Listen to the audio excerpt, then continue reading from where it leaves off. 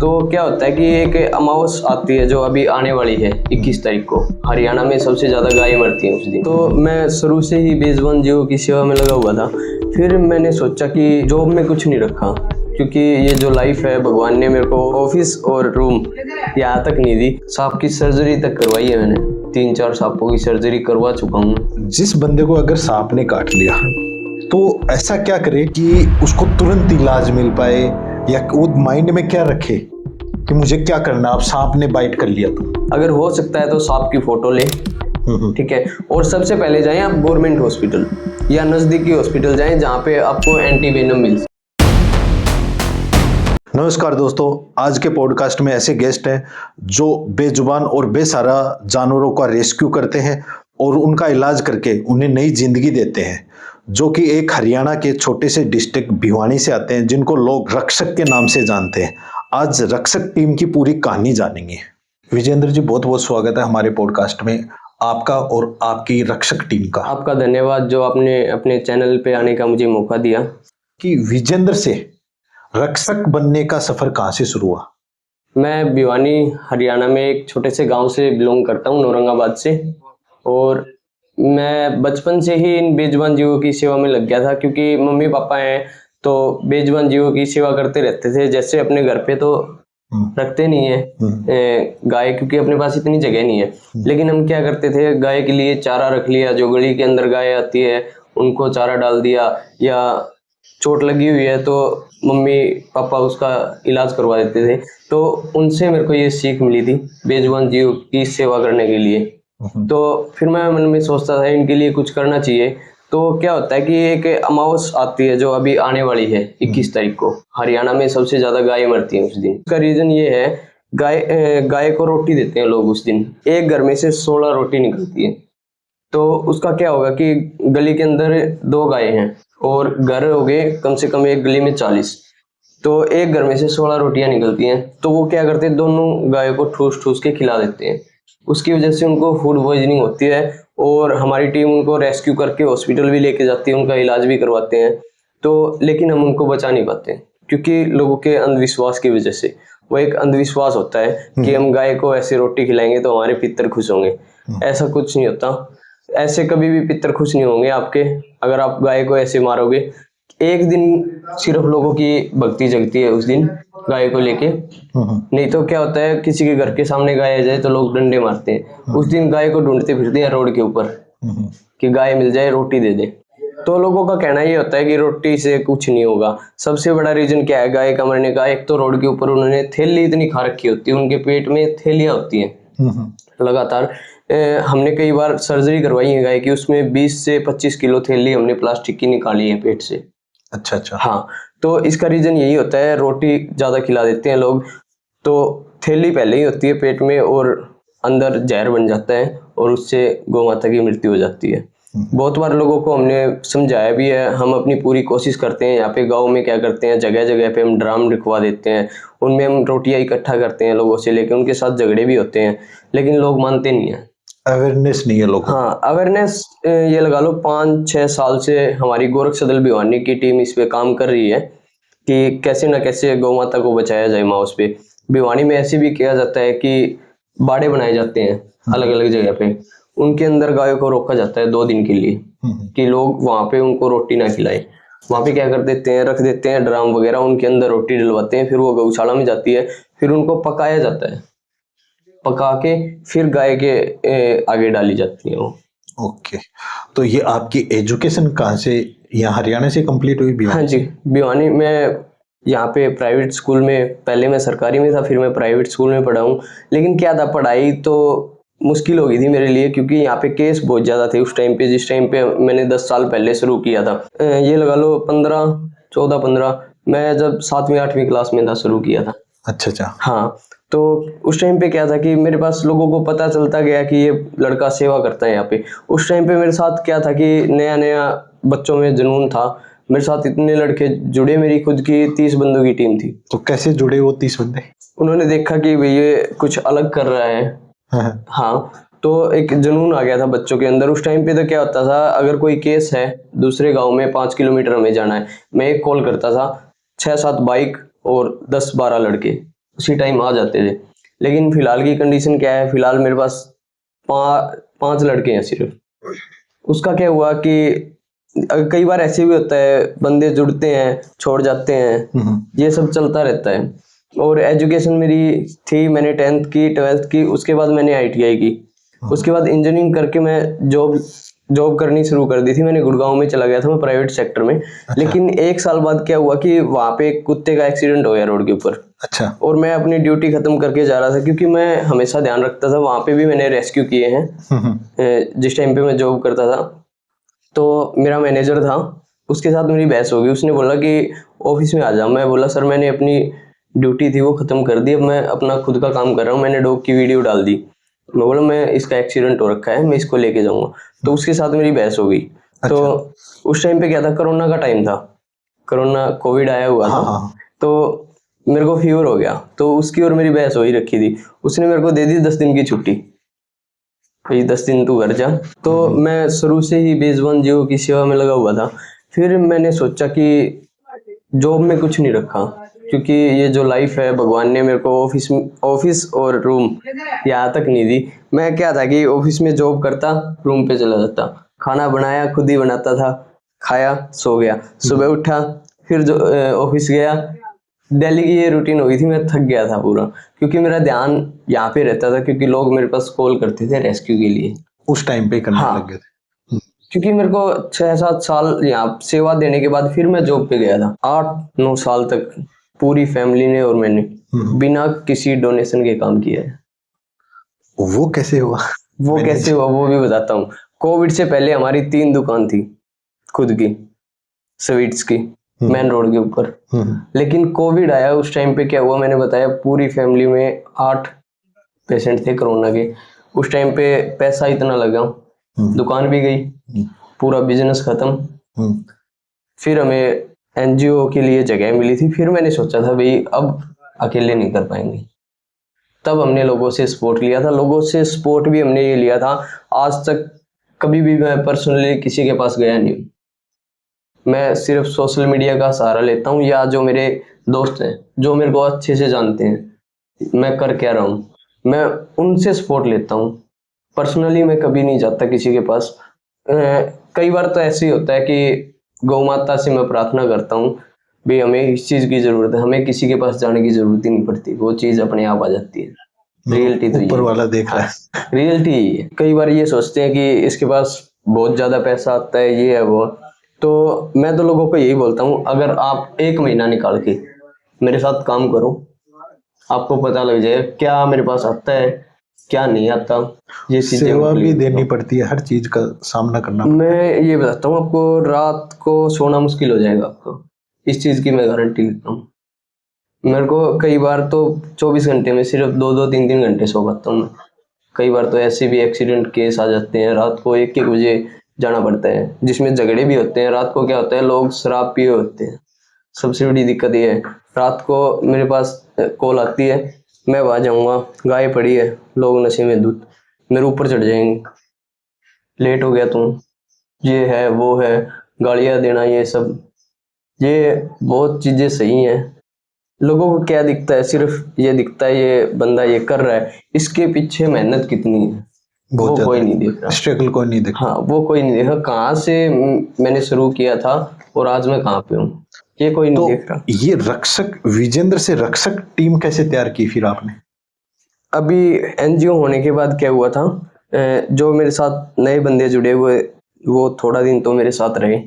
अभी मेरा काम देख के मेरे साथ में ऐसे बंदे हैं, 5 ही बंदे हैं हमारी टीम में, वही 5 काफी हैं। कोई भी हमारा रेस्क्यू हो, चाहे सांप से लेके कुएं के अंदर से नंदी महाराज को निकालना, कुत्ते को निकालना, कितना ही बड़ा रेस्क्यू हो, 5-6 बंदे हमारी टीम के ऐसे इस चीज में ये लगा लो फॉरवर्ड है, कितना भी बड़ा रेस्क्यू कर सकते हैं हम। अगर हमें जरूरत पड़ती है तो हमारी भिवानी की टीम है, गोरक्षा दल भिवानी की, पूरे हरियाणा में सबसे बड़ी टीम हमारी है। अच्छा, वो सपोर्ट देते हैं। तो रक्षक नाम कैसे रखा फिर? रक्षक ये हमारी सेवा को देख के लोगों ने, ये तो जॉब से पहले ही रख दिया था रक्षक नाम, तो अच्छा बहुत साल पहले ही रक्षक नाम रख दिया गया था। जो सेवा करते थे ना, उसको देख के लोगों ने ये नाम रखा था।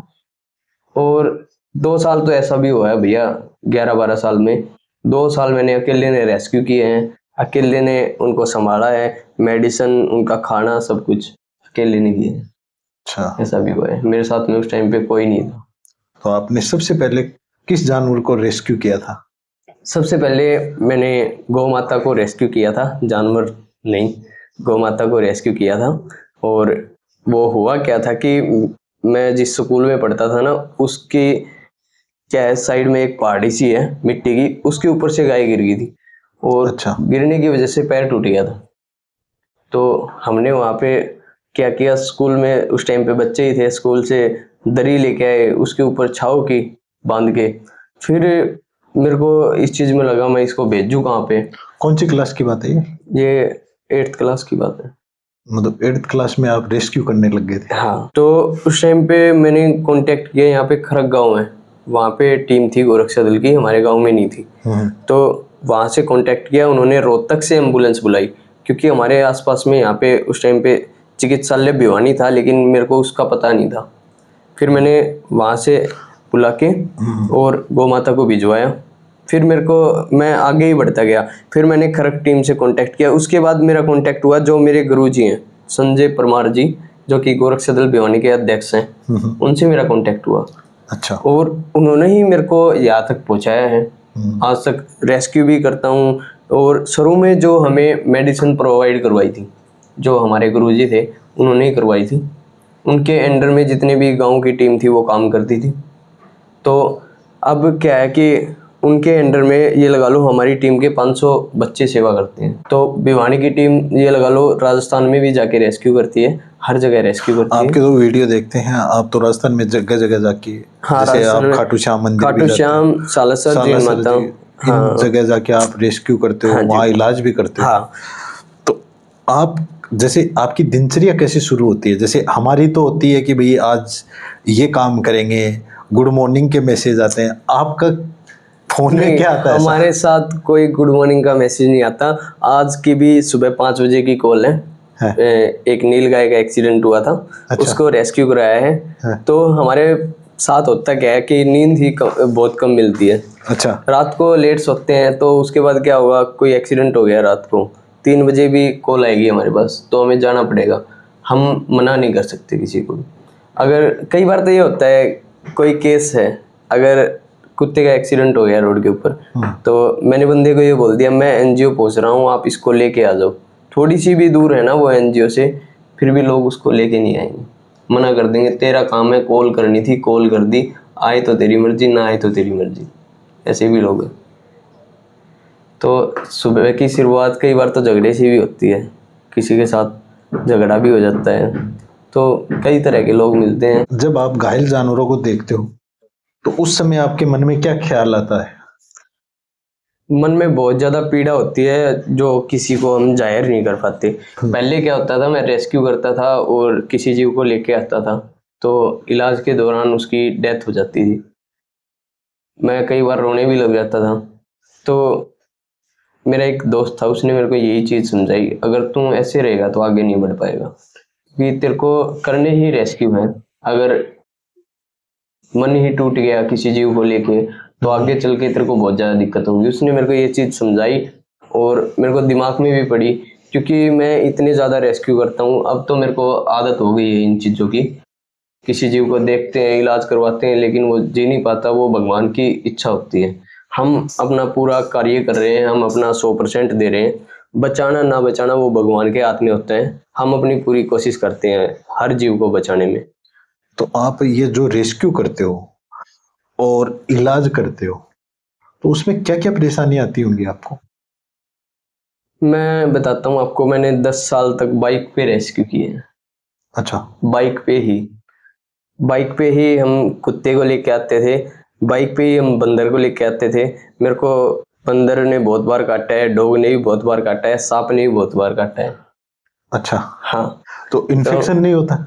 इन्फेक्शन भी होता है। मैं अपनी वैक्सीन पूरी रखता हूँ, साल में मेरे को 2 बार वैक्सीन लगती है रेबीज की, 6-6 महीने का गैप देके मैं अपनी कंप्लीट रखता हूँ। लेकिन अब की बार डॉक्टर ने मेरे को बोला था, मेरे को बंदर ने बाइट कर लिया था पैर पे बहुत ज़्यादा। डॉक्टर ने मेरे को बताया कि मेरे को 22 बार लग चुकी हैं, जो कि ऑन रिकॉर्ड हैं। 22 बार रेबीज की वैक्सीन। हम्म, डॉक्टर ने मेरे को बोला अब की बार तेरे को है ना सीरम आती है रेबीज की, वो लगवानी पड़ेगी अगली बार तेरे को अगर बाइट करता है तो कोई जीव, वो लगेगी पीजीआई रोहतक में। डॉक्टर ने मेरे को लिख के दे रखी है, अब की बार बाइट किया तो मेरे को रोहतक पीजीआई जाना पड़ेगा। अच्छा। हाँ रिस्क बहुत है, लेकिन लोगों को कभी दिखता नहीं है। लोगों को एनजीओ दिखता है, हाँ रक्षक। कभी ऐसा हुआ है कि जैसे कोई जानवर आया है और उसकी हालत देख के आप बहुत रोए हो? हाँ बिल्कुल। एक छोटा पप्पी हमने रेस्क्यू किया था, उसका पूरा जबड़ा टूट गया था। अच्छा। हाँ जबड़ा टूट के उसकी हड्डियाँ बिल्कुल बिखर चुकी थी, लेकिन मैं उसका इलाज करवाने के लिए ले गया हिसार, अच्छा। जो कि ये लगा लो पूरे एशिया की सबसे बड़ी यूनिवर्सिटी है मेडिकल की, वेटनरी की। वहाँ ले गया मैं, वहाँ जाके हमने उसका ट्रीटमेंट शुरू करवाया। डॉक्टर ने ये बोला कि आप इसको एनेस्थीसिया देके और सुला दो, वो अच्छा होगा इसके लिए। ठीक है, मैंने बहुत विचार किया, मैं और मेरा एक दोस्त थे, शुभम नाम है, वो मेरी बहुत हेल्प करता है, तो हम दोनों ही लेके जाते थे हिसार अगर जाते थे तो डॉक्टर ने बिठा के हमें समझाया कि देखो इसका कोई जीवन नहीं है। लेकिन शुभम क्या था अंदर चला गया डॉक्टर में, मैं बाहर बैठ के रो रहा था उस केस को देख के। लेकिन फिर भी क्या था, मैंने डॉक्टर को ये बोला था आप इसकी सर्जरी करो, कुछ भी होगा आगे देखा जाएगा। उसकी पूरी सर्जरी करवाई पूरे जबड़े की, और उस बच्चे को हम लेके आए, फूड पाइप लगी हुई थी। हाँ अपने एनजीओ पे वो 6 दिन जिंदा रहा था। हम उसको तभी मरवा देते तो हमें पाप लगता।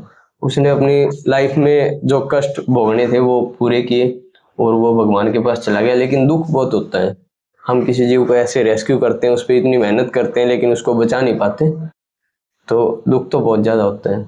जब आप किसी जानवर का रेस्क्यू करते हो और कभी उसको ऑपरेशन की जरूरत पड़ती है तो वो प्रोसेस क्या होती है? हमारे यहाँ पे ऑपरेशन की सुविधा थी ही नहीं, मैं आपको बताता हूँ। ऑपरेशन के लिए हम लेके जाते हैं हिसार। उसका प्रोसेस ये होता है, हम किसी बच्चे को रेस्क्यू करते हैं तो उसके जैसे पैर टूटा हुआ है तो हम यहाँ पे एक्सरे करवाएंगे, हमें पता चलेगा कि उसका पैर टूट गया है। तो कई बार क्या होता है पैर की हड्डी टूट के बिल्कुल अलग हो जाती है। हाँ। उसके दो ही ऑप्शन होते हैं, अगर हड्डी बाहर निकली हुई है तो उसका एम्पुटेशन होगा, एम्पुटेशन का मतलब है पैर काटना पड़ेगा। ठीक है, या उसके पैर के अंदर रोड डलेगी, हड्डी अलग होगी है, तो वो सुविधा भिवानी में थी ही नहीं, 1 साल पहले थी ही नहीं। तो उसके लिए हम हिसार लेके जाते हैं उसको। उसके लिए क्या होता है, उसको जैसे कल लेके जाना है तो आज हमें 9 बजे के बाद उसको खाना नहीं देंगे। ठीक है, उसको भूखा रखना पड़ेगा। फिर हम उसको अगले दिन हिसार लेके जाएंगे, वहाँ पे उसका ऑपरेशन होगा। ऑपरेशन के बाद भी मैं बताता हूँ बहुत लंबा प्रोसेस होता है। जैसे अभी मेरे पास एक केस है, उसके पैर के अंदर रोड डली हुई है, लेकिन वो 2 महीने से मैंने केज से बाहर ही नहीं निकाला बच्चा। अच्छा। क्यों? रोड डली हुई है, वो बाहर निकालने के बाद वो दौड़ेगा, दौड़ेगा तो दिक्कत आएगी।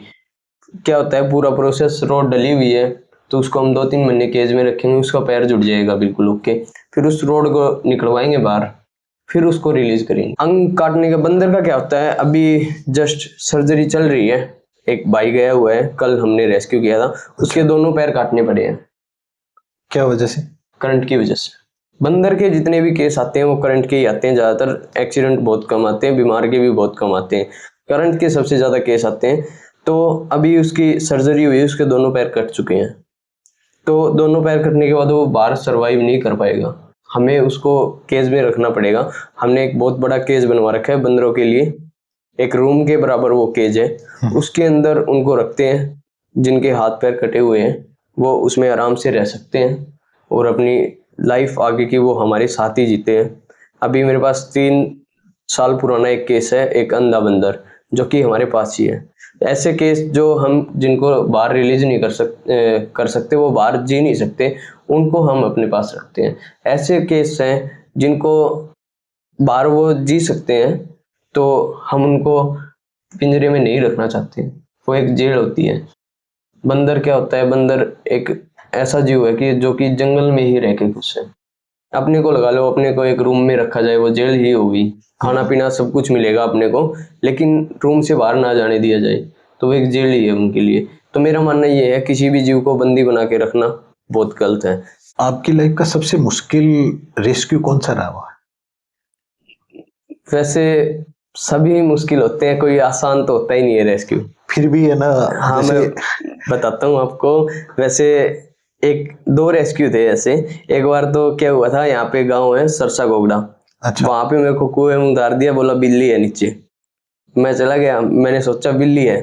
तो वो डर नहीं लगता ऐसे कुएं में ऐसा? देखो आदत हो गई है इन चीजों की, क्योंकि अगर किसी की जान बचानी है तो अपनी जान दांव पे लगानी पड़ेगी, ये पक्की बात है, किसी भी फील्ड में लगा लो ये तो। हम्म। तो मैं कुएं के अंदर गया तो मैंने देखा नीचे गिद्धड़ है। अच्छा। गिद्धड़ सुना होगा आपने? हाँ हाँ। हाँ, तो नीचे गिद्धड़ है, मैंने देखा। उसने एकदम से झपट्टा मारा मेरे ऊपर। हम्म। तो मैंने आवाज दी, ऊपर मरवाओगे तुम, नीचे तो गिद्धड़ है। तो उसके बाद एक ऊपर से कट्टा मंगवाया, और ग्लव्स होते हैं हमारे पास जो बाइट कर लेना, अंदर नहीं जाता उसमें दांत, अच्छा। वो ग्लव्स, उनसे उसको पकड़ के कट्टे के अंदर डाला और उसको बाहर निकाला। कुएं के अंदर जाके? हाँ, कुएं के अंदर जाना कोई मजाक नहीं होता। लोगों को सिर्फ ये लगता है कि कुएं के अंदर नीचे उतर जाओ। कुएं के अंदर जाने में सबसे बड़ा दो ही खतरे होते हैं कुएं के अंदर, या तो गैस या उसके अंदर सांप मिलेगा, क्योंकि ये फील्ड ही ऐसी है, इसमें कोई एक्सपर्ट हो नहीं सकता। आपने देखा होगा जो स्नेक रेस्क्यूअर हैं, उनकी डेथ स्नेक काटने से ही हो रही है, हम्म। क्योंकि सबसे बड़ा रीजन क्या है, लापरवाही। और कहीं ना कहीं हो ही जाती है वो। कई बार तो वीडियो के चक्कर में ही होती है, ये रियलिटी है। अब पीछे से मैंने देखा था, एक बंदे की वीडियो थी, मेरे को याद नहीं है, वो बहुत अच्छा रेस्क्यूअर था, लेकिन उसने शराब पी रखी थी। अच्छा। कोबरा को रेस्क्यू किया शराब के नशे में, और उसके साथ वीडियो बना रहा था, तो कोबरा ने उसको बाइट कर लिया, तुरंत ही डेथ होगी बंदे की। ऐसे बोलते हैं कोबरा टाइम देता है बाइट करने के बाद, लेकिन उसने कोई टाइम नहीं दिया। सांपों की बात कर रहे थे, हाँ जी, हाँ जी।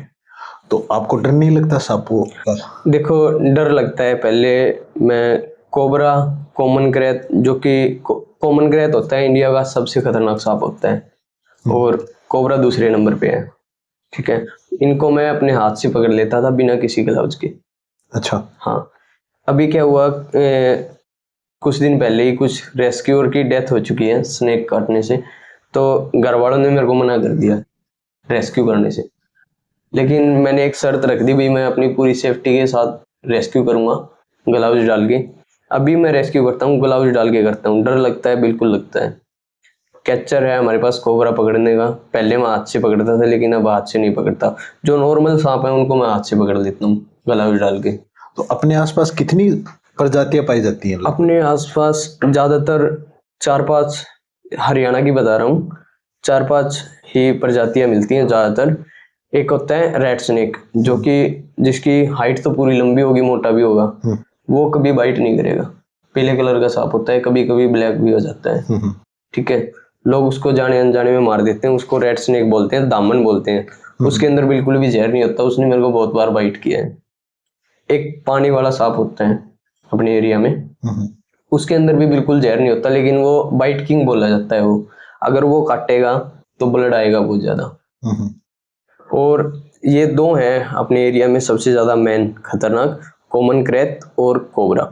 कॉमन क्रेत की तो आपने बहुत स्टोरी सुनी होगी, साइलेंट किलर बोलते हैं कॉमन क्रेत को। और कॉमन क्रेत का क्या होता है कि वो रात को ही निकलता है, और उसको इंसान की गर्मी पसंद होती है।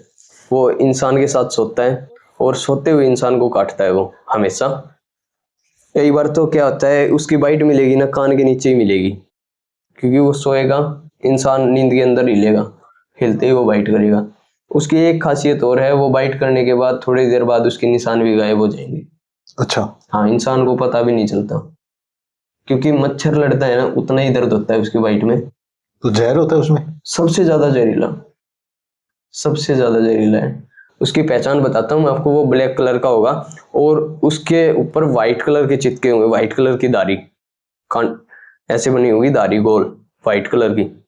वो सबसे खतरनाक सांप होता है। कोबरा के बारे में आपने सबने सुना भी होगा, पढ़ा भी होगा।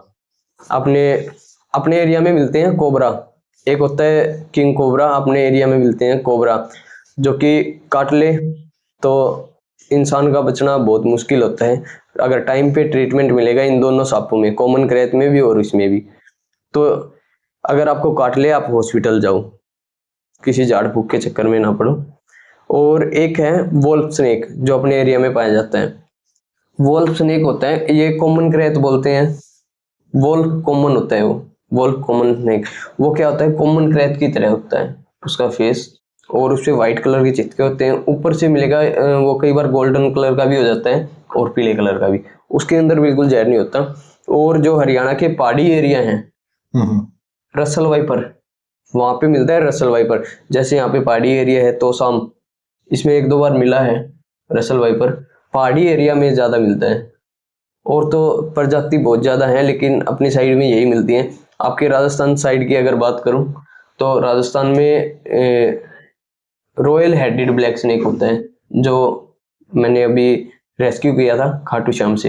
हाँ, आप लेके भगे थे वो। हाँ, खाटू श्याम से रेस्क्यू किया था। वो रॉयल हेडेड ब्लैक स्नेक है। लोगों को पता नहीं है, लोग ऐसे ही मेरी वीडियो पे नेगेटिव कमेंट भी कर रहे हैं, अच्छे भी कमेंट आ रहे हैं, लेकिन इन चीज़ों पे मैं ध्यान नहीं देता। मैं अपने काम पे ध्यान देता हूँ। कमेंट पढ़ने का टाइम ही नहीं है, किसके कमेंट पढ़े। तो क्या है कि वो सांप ऐसा होता है, वो कभी काटता नहीं है और उसके अंदर जहर भी नहीं होता। वो दिखता है कोबरा की तरह। जो ये सपेरा वगैरह लेके घूमते हैं, उनको ले जाने का कारण क्या होता है? वो साथ लेके क्यों घूमते हैं उस सांप को? वो बेसिक पैसे कमाने की प्रक्रिया है उनकी। एक जीव को धंधा बना रखा है उन लोगों ने। वो लोगों को दिखाते हैं, उनसे पैसे लेते हैं, लोग उनके साथ सेल्फी लेते हैं, लेकिन लोग जाने अनजाने में पाप ही करते हैं। मैंने अभी तक बताया जेल क्या होती है, मैं आपको रूम में रखूं, आपको खाना पीना भी दूं, लेकिन ये सपेरे क्या करते हैं मैं बताता हूँ आपको। अब सांप का मैं बता दूं, नॉर्मली सांप हम पकड़ते हैं, कितना दौड़ता है वो, बहुत तेज स्पीड होती है। अब इनके पास सांप मिलेगा, वो पिटारे के अंदर ही रहेगा। हाँ। चाहे आप उसको छोड़ दोगे, वो पिटारे से बाहर नहीं निकलेगा। क्यों नहीं निकलेगा? कई महीने तक खाना ही नहीं देते, अच्छा। उसकी बॉडी में जान ही नहीं बचती। सबसे बड़ा रीजन ये है। लोग बोलते हैं कि रोजी रोटी छीन ली तूने उसकी। लोग ये भी बोल रहे थे दांत तोड़ रखे होंगे उस सांप के, लेकिन उसके कोई दांत नहीं तोड़े गए थे सांप के, क्योंकि वो कोबरा था ही नहीं। लोग उसको कोबरा समझ रहे थे। कोबरा सांप के साथ क्या करते हैं, अभी हमारी टीम का एक लड़का है, मेरी तरह ही रेस्क्यू किया है उसने। मैं लेके भागा था, वैसे ही भागा है वो। उसने रेस्क्यू किया है कोबरा को।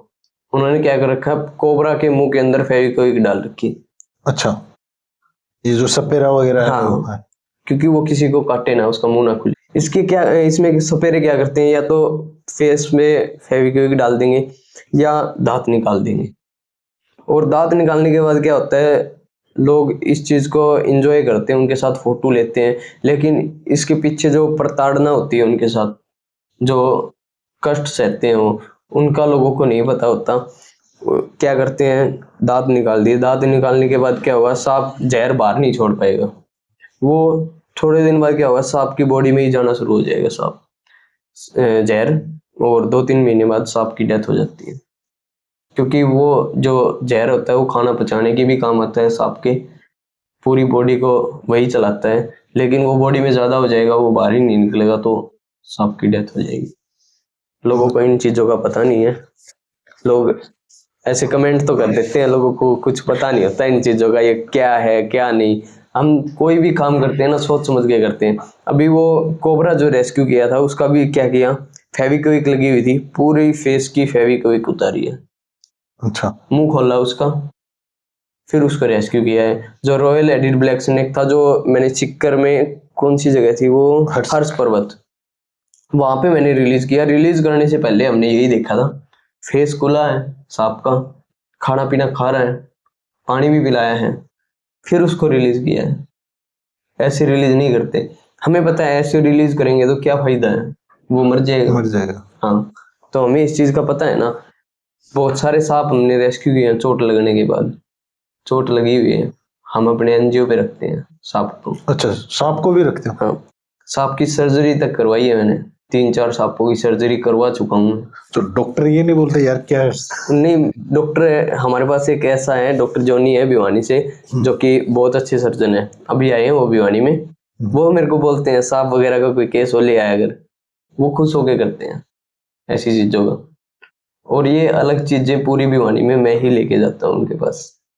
वो सांप का भी हाँ, ओटी होगा। सांप का भी ऑपरेशन करवाया है। जैसे अपन पुरानी मूवियों में देखते थे, जैसे नाग को मार दिया या खा लिया, कुछ इस टाइप से होता था, और वहां रात को नाके नाके डस जाती थी, वो चीज रियल में होती है या सांप फोटो ले लेगा नहीं, अपने आंखों में, इस टाइप का होता है? देखो मैं बताता हूँ, सांप को दूर का दिखता ही नहीं है ज्यादा, अगर दूर का है तो सांप को नहीं दिखेगा। सांप की नजर कमजोर होती है, ठीक है।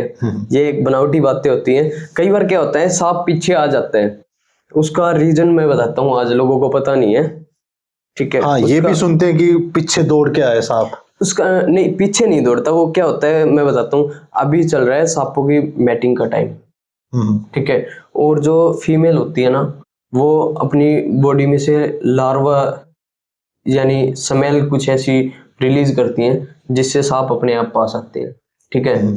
तो कई बार क्या होता है कि किसी घर में निकला है सांप, तो उसको मार देते हैं। अभी मैटिंग का टाइम चल रहा है, तो सांप पीछे आते हैं नागिन के, ठीक है।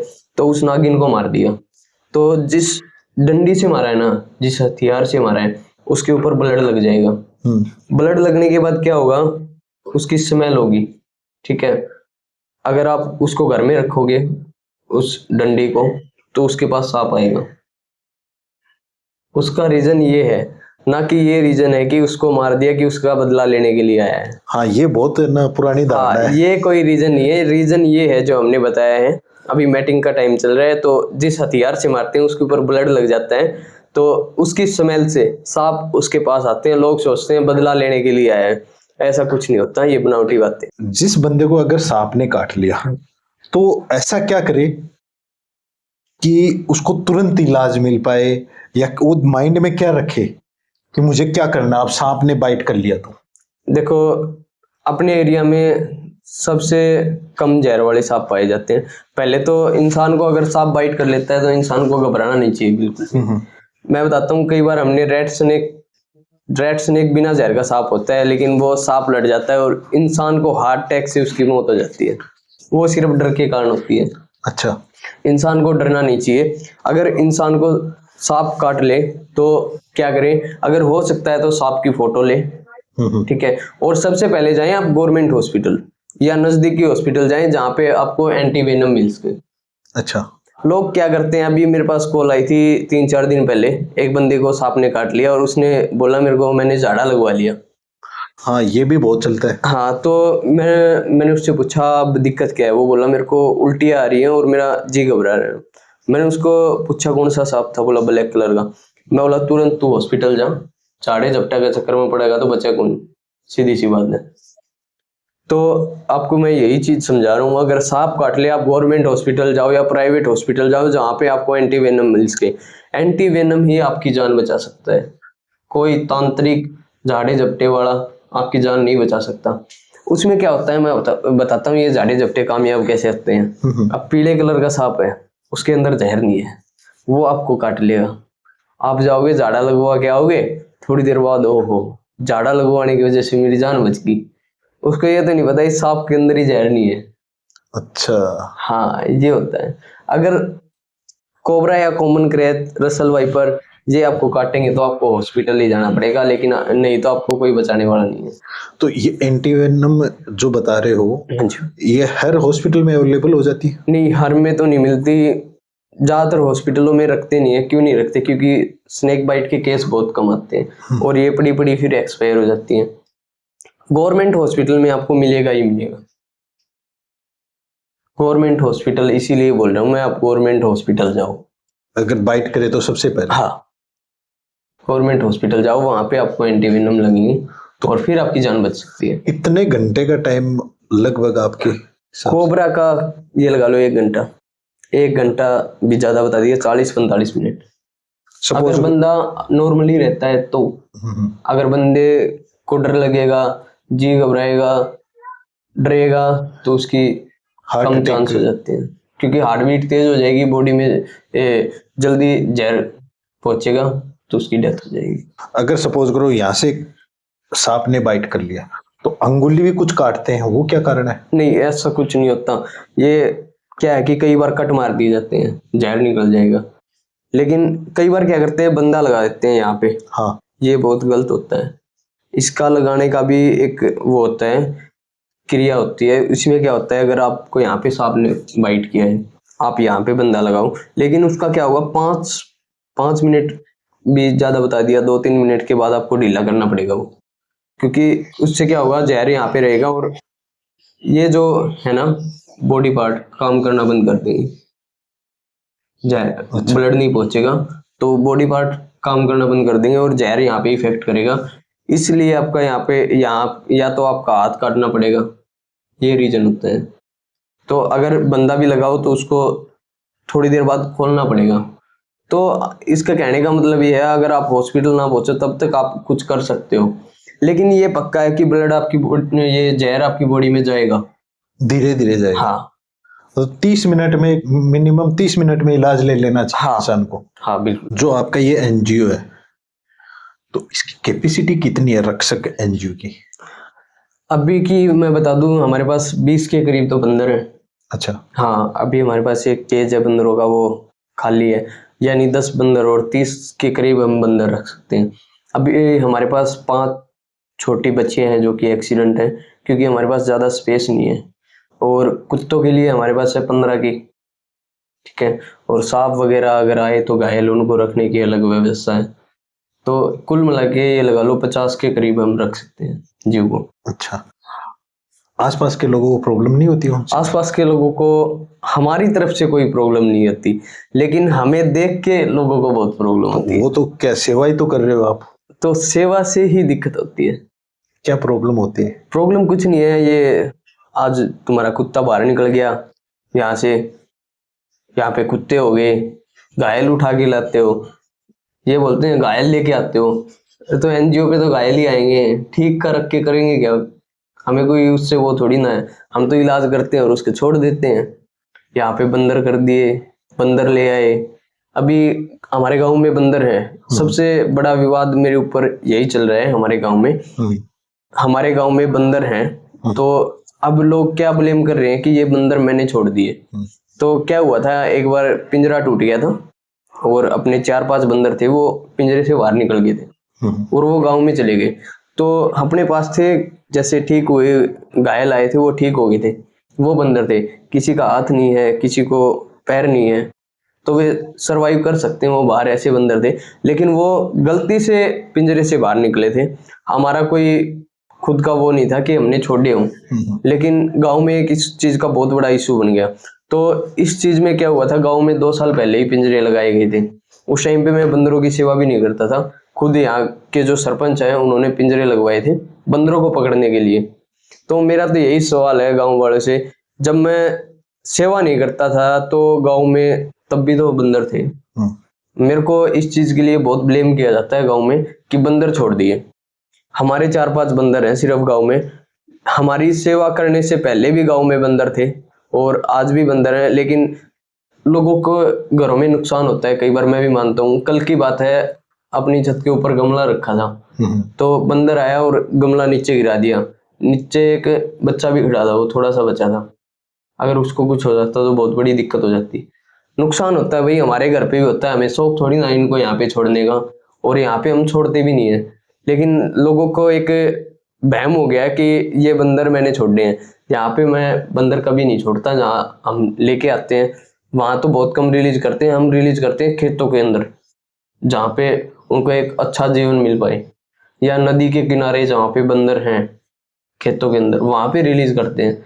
लेकिन लोगों की एक मानसिकता ऐसी बन गई है मेरे को लेके, तो उस चीज को रक्षक टीम को लेके हाँ, उस चीज को सुधार नहीं सकते। लोगों की मानसिकता कभी भी चेंज नहीं कर सकते, कोई भी इंसान नहीं कर सकता, क्योंकि भगवान से भी खुश नहीं है इंसान। हम तो देखो ऐसा कार्य कर रहे हैं, तो इसको लेके बहुत सवाल उठते हैं हमारे ऊपर, लेकिन हमारी सेवा ना कभी रुकी है और ना कभी रुकेगी, हम लगातार ऐसे ही लगे रहेंगे। जो आप ये एनजीओ है रक्षक, ये खर्चा कैसे चलाते हो? ऐसा तो नहीं है कि एक विजेंद्र या रक्षक टीम ने फ्रेम पाल ली और आगे? नहीं, ऐसा कुछ नहीं है। एनजीओ शुरू करने से पहले की बताता हूँ, 8 से 9 साल साल तक हमने बिना किसी डोनेशन के काम किया है। हमारे पास लोग खुद आते थे पैसे देने, भाई पैसे ले लो आप सेवा के लिए। आज तक क्या उस टाइम किसी पे कोई पैसा नहीं लिया था। एनजीओ करने के बाद मेरे को लगा ये बहुत बड़ी चीज है भाई, अकेले से नहीं होगा। उसमें भी हमने क्या किया था, हमने लिया सोशल मीडिया का सहारा। पर्सनली आज तक हम किसी के पास गए नहीं है मांगने के लिए। किसी की इच्छा है, अगर कोई देना चाहे तो दे सकता है, हमारी सेवा देख के। ना हम पर्सनली किसी के पास जाके ये बोलते कि हमें इतने पैसों की जरूरत है। ना हमारा आज तक का ये भी रिकॉर्ड रहा है, हम कोई केस पे जाएंगे रेस्क्यू करने तो आज तक हमने किसी से पैसे नहीं मांगे, चाहे हमारा वहां पे 1000 रुपए का तेल फूक जाए, चाहे कुछ हो जाए। अभी हमने बैल से रेस्क्यू किया था एक डॉग, 10 दिन हुए हैं, तो वहां जाने का मेरा खर्चा था 1000 रुपए। लेकिन मैंने उन बंदों को ये बोला था कि क्योंकि मेरे पास टाइम की दिक्कत थी, मैंने उन बंदों को ये बोला था कि आप इसको भिजवा दो गाड़ी करके, गाड़ी का किराया हम दे देंगे। ये भी हम लोगों को बोलते हैं क्योंकि हमारे पास बच्चा पहुंच जाए, हम उसका इलाज करवा दें, हमारी ये होती है। हमें पैसे से कोई मतलब नहीं होता। हम खुद वहां पे गए हैं, इस बच्चे का ऑपरेशन भी करवाया है और अब इसको वहां पे छोड़ के भी आएंगे, क्योंकि वहां की टीम ने हमें जवाब ऐसा दिया था, उन्होंने बोला तुम्हारे पास कॉल कर दी, अब लेके जाना है तो ले जाना, नहीं यहीं पर रहेगा। एहसान कर रहे हैं आप पे? कॉल करके हम पे ही एहसान कर रहे हैं।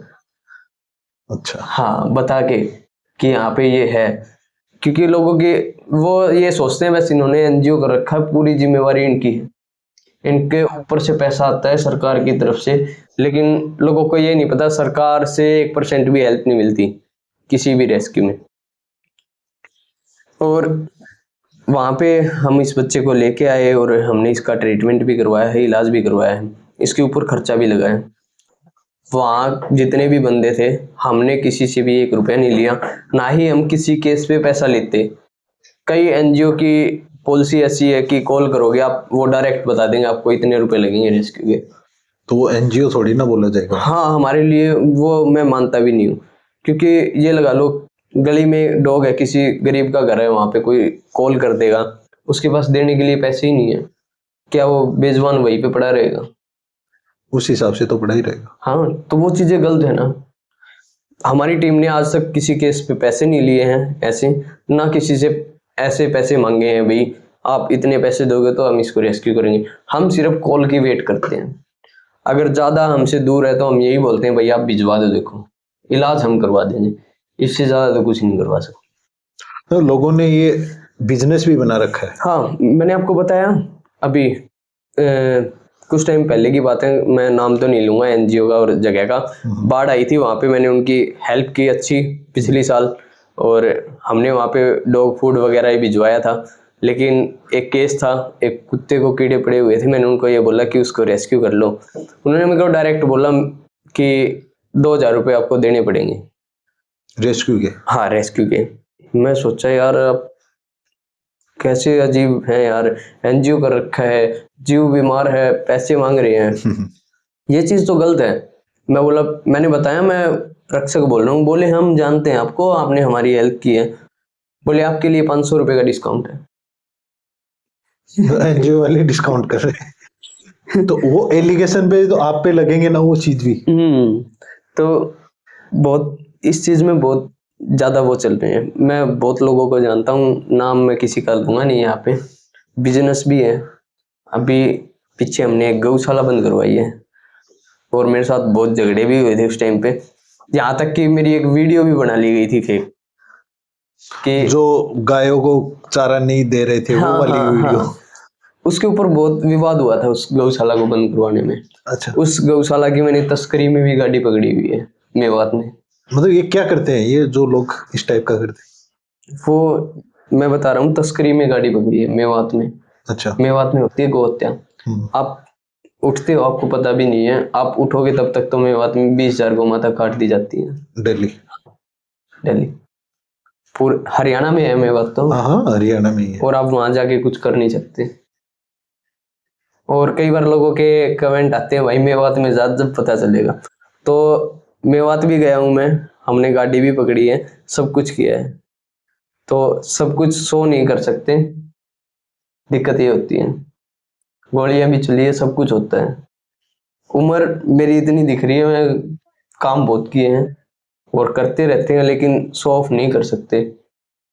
पुलिस मेरे को अरेस्ट भी कर चुकी है कई बार, लेकिन आज तक किसी को पता नहीं है, क्योंकि हम सब चीज़ें शो नहीं कर सकते ये सोशल मीडिया पे भी, और क्योंकि वो फिर हमें भी दिक्कत होती है आगे चल के इन चीज़ों में। कई बार मेरे ऊपर हमले भी हो चुके हैं रात को।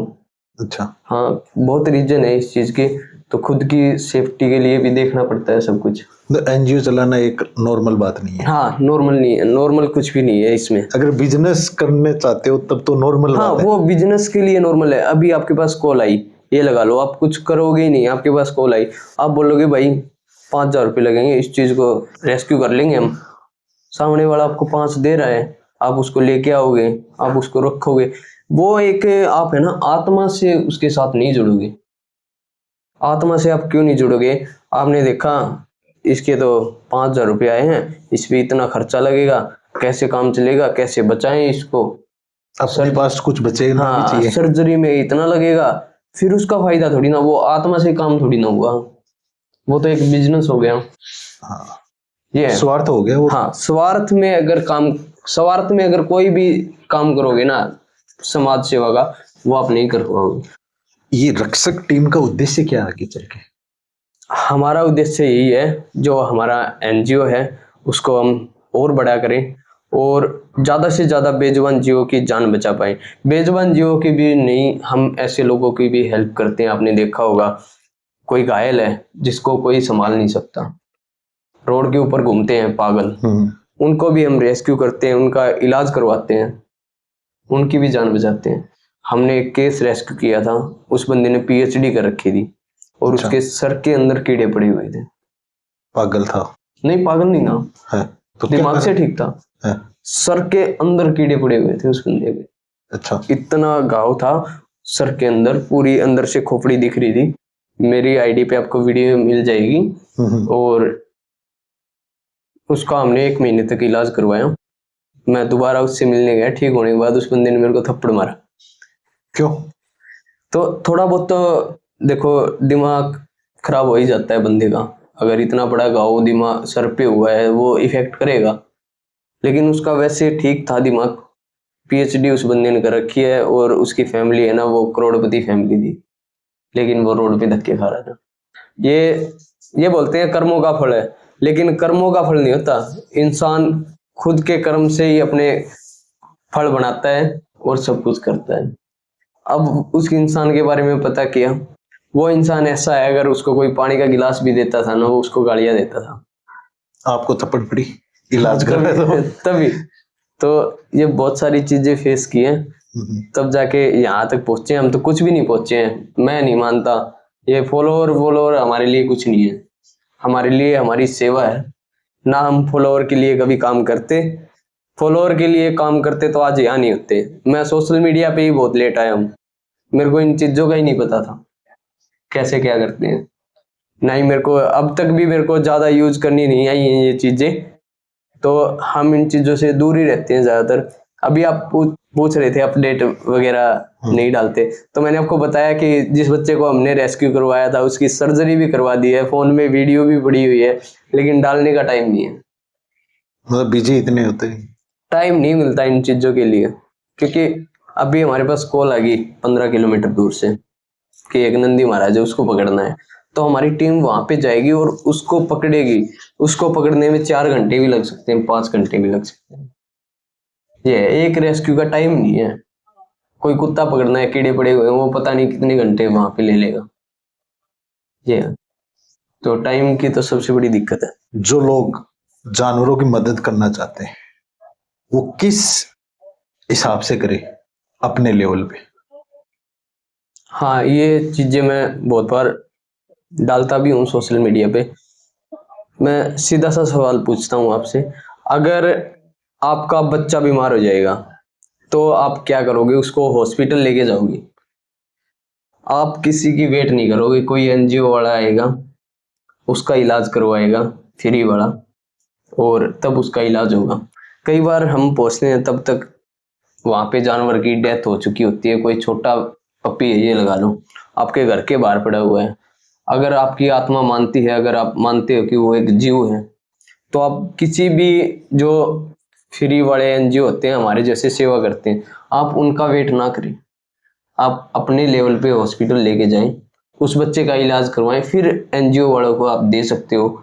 अगर आपकी अंतरात्मा ये मानती है मैं इस बच्चे की सेवा करूं, तो आप उस बच्चे की सेवा करके एक उसको नया जीवन दे सकते हो। तो मैं यही बोलूँगा, जो लोग कॉल करते हैं और कई बार तो क्या होता है कॉल करने के बाद वहाँ से चले जाते हैं, रुकते भी नहीं है वहाँ पे, कॉल करने के बाद गायब। तो मैं यही बोलूँगा, अगर आप किसी चीज़ का वेट ना करें, आप खुद अपने लेवल पे कोशिश करें, आप डॉक्टर बुलाएं, उस बच्चे का इलाज करवाएं, जीव का इलाज करवाएं और उसकी जान बचाएं। आप उसको रख नहीं सकते तो आप टीम से कांटेक्ट करें, आसपास की टीम से, और वहाँ पे उसको भेजें, लेकिन पहले उसका इलाज करवाएं। हमारे पहुंचने से पहले ही डेथ हो चुकी होती है, कई बार तो ऐसे होता है। और एक चीज़ मैं आपको बताता हूँ, रोड के ऊपर नंदी महाराज जी का एक एक्सीडेंट होता है, तो क्या होता है लोग खड़े होके देखते रहते हैं और वो वहीं पे पड़ी पड़ी मर जाती है। उसका सबसे बड़ा रीज़न पता है क्या होता है? लोगों को पता ही नहीं है। अगर गाय पड़ेगी एक्सीडेंट के बाद तो उसको अफारा आ जाएगा, अफारा आने की वजह से वो मृत्यु होती है। अगर गाय का एक्सीडेंट हुआ है, नंदी महाराज का हुआ, सबसे पहले आप उसको बैठा दें। बैठाने के बाद उसका जो अफारा है वो खत्म हो जाएगा, सांस नॉर्मली हो जाएगी। अगर ज़्यादा चोट नहीं है तो हम उसको बचा सकते हैं। ये बहुत चीज़ें हैं। और वो अमाउस वाला मैं बता रहा था, वो चैप्टर भी बहुत एक अलग ही है। पूरे हरियाणा में, पूरे इंडिया में ही होती है, हरियाणा में सबसे ज़्यादा होती है अंधविश्वास के कारण। वो टॉपिक मैंने आपको बताया है और उसका रीजन क्या है मैंने आपको सब समझा दिया, लेकिन लोग यहाँ पे मान नहीं रहे हैं। पिछली साल यहाँ पे भिवानी में 21 गायों की डेथ हुई है और अमाउस की वजह से। और मैं तो ये सोचता हूँ भिवानी की टीम इतना प्रयास करती है गायों को बचाने के लिए, 2-2 रात सोते नहीं है, बच्चे नहीं सोते, सच बताता हूँ आपको। हजारों रुपए का तेल, 100 बाइक पूरी भिवानी में घूमती हैं, 10-10 गाड़ियाँ, फिर भी हम गौ माता को नहीं बचा पाते। वहाँ क्या हाल होता होगा जहाँ पे कोई करने वाला नहीं है। विजेंद्र जी बहुत बहुत धन्यवाद, आपने इतना पॉडकास्ट के लिए टाइम निकाला। आपकी रक्षक टीम को भी धन्यवाद, क्योंकि आपने शेड्यूल बिजी से टाइम निकाला है। देखो टाइम निकालना पड़ता है हर चीज़ के लिए, और आपका भी धन्यवाद, आप जो इतनी दूर हमसे मिलने आए और हमारे बारे में, हमारी टीम के बारे में जाना। और आप सभी दर्शक जो वीडियो देख रहे हैं उनसे भी हमारी रिक्वेस्ट है, वीडियो को शेयर ज़रूर करें और लोगों तक पहुंचाएं। और बेजुबान जीवों की जो तकलीफ़ है, दुख है, उसको समझने का प्रयास करें। आप फील्ड में उतरें, बेजुबान जीवों के साथ अपना टाइम बिताएं, फिर आपको पता चलेगा कि इनका जीवन कैसा होता है और कैसे अपना जीवन जी पाते हैं। एक कुत्ते की लाइफ क्या होती है, एक गाय की क्या होती है। तो आप सब इस फील्ड में उतरो और बेजुबान जीवों की सेवा से जुड़ो, कहीं भी जुड़ो, आप बेजुबान जीवों की सेवा जरूर करें, आपका जीवन बदल जाएगा। मैं ये लिख के देता हूँ ये चीज़, अगर आप बेजुबान जीवों की सेवा करोगे तो आपका जीवन बदल जाएगा। अगर ये आजकल की पीढ़ी डिप्रेशन में चल रही है, सबसे ज़्यादा चल रही है ना, डिप्रेशन दूर करने की सबसे बड़ी दवाई है ये। आप बेजुबान जीवों की सेवा की फील्ड में आ जाओ। बेजुबान, अगर आप एक कुत्ते को भी डेली खाना खिलाएंगे ना, उसके साथ टाइम बिताएंगे, आपका डिप्रेशन खत्म हो जाएगा जीवन में। वो डेली वेट करेगा, 10 हाँ, मिनट वो जरूर देगा आपको। हाँ बिल्कुल। तो ये एक रियलिटी है। और अपने इंडिया में ही आज के टाइम में गौ माता की कदर घटी हुई है, नहीं तो अमेरिका में है, अमेरिका में अलग अलग वो बनाए हुए हैं फार्म हाउस, वहाँ पे अगर आप गाय के साथ टाइम बिताना चाहते हैं ना तो आपको पैसे देने पड़ेंगे, ऐसे ऐसे भी खुले हुए हैं। इंडिया में तो गाय को मारते हैं लोग। हाँ, गौ हत्या होती है इंडिया में तो, और हरियाणा में तो एक बहुत बड़ा कलंक है। मेवात खुल के बोलते हैं हम, मेवात में होती है गौ हत्या हरियाणा में, और रोकने के भी बहुत प्रयास किए हैं। हमारे जो गोरक्षा दल हरियाणा के बहुत लड़के हैं वहाँ पे अपनी जान भी गंवा चुके हैं। कुछ लड़के हमारी टीम के जेल के अंदर भी हैं, भिवानी की। तो हम तो वेट कर रहे हैं सरकार कब मेवात में एक्शन लेगी, लेकिन आज तक किसी भी सरकार ने मेवात में एक्शन नहीं लिया है। एक्शन लेती है सरकार गोरक्षकों पे, जो रात को गाड़ियाँ पकड़ते हैं और उनको रोकते हैं, उनके ऊपर एक्शन होता है। ये बहुत गलत है। सरकार पता नहीं कब जागेगी गौ माता को लेके, लेकिन वोट बैंक है गौ माता सरकार के लिए। तो इस चीज़ पे पता नहीं सरकार कब क्या करेगी।